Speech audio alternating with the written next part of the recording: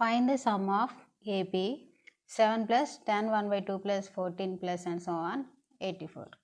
ఇక్కడ మనకి ఈ అర్థమెటిక్ ప్రోగ్రెషన్ ఏపీ ఇది ఇచ్చారు.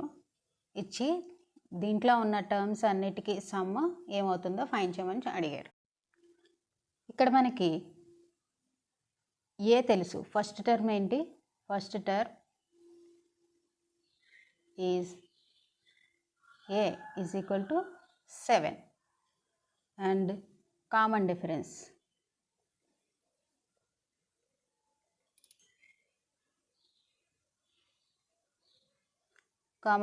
D ఇది ఎలా వస్తుంది? ఇది ఈక్వల్ టు సెకండ్ టర్మ్ నుంచి ఫస్ట్ టర్మ్ని మైనస్ చేద్దాం. 10 1 by 2 minus 7 this is equal to 3 1 by 2 అవుతుంది.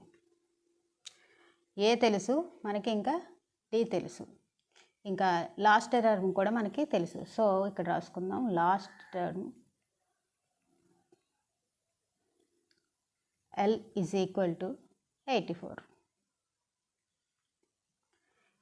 ఈ ఏపీలో ఉన్న అన్ని టర్మ్స్కి సమ్ని ఫైండ్ చేయాలంటే కనుక మనకి ఇందులో ఎన్ని టర్మ్స్ ఉన్నాయో, నెంబర్ ఆఫ్ టర్మ్స్ అన్న మనకి తెలియాల్సి ఉంటుంది. సో దాన్ని ఫైండ్ చేయడానికి మనం nth టర్మ్ ఫార్ములాని యూస్ చేసుకుందాం. nth term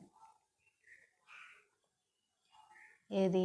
nth term an is equal to a plus n minus 1 into last టర్మ్ని nth టర్మ్ అనుకుని మనం చేస్తే కనుక మనం n వాల్యూని ఈజీగా ఫైండ్ చేయొచ్చు. So last term 84 is equal to nth term తీసుకున్నాం.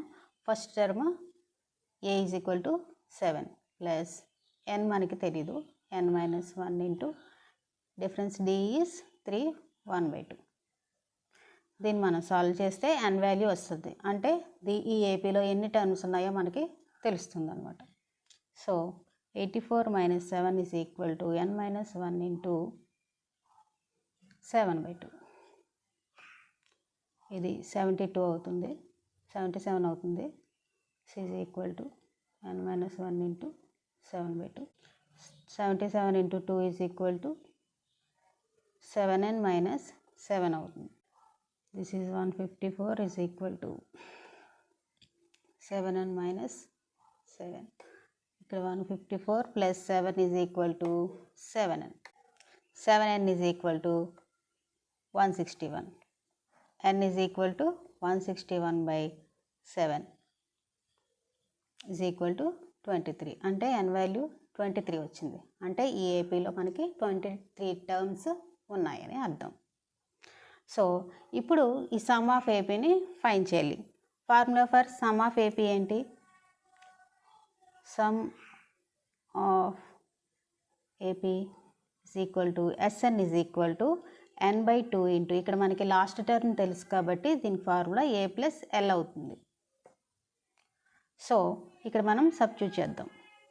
S23 is equal to n is here 23 by 2 into ఏది? a 7 అవుతుంది. ఇక్కడ a 7. So 7 plus last term 84. So 23 by 2 into 91 is equal to 93 by 2 which is equal to 1046 1 by 2. ఇది some of given AP అవుతుంది.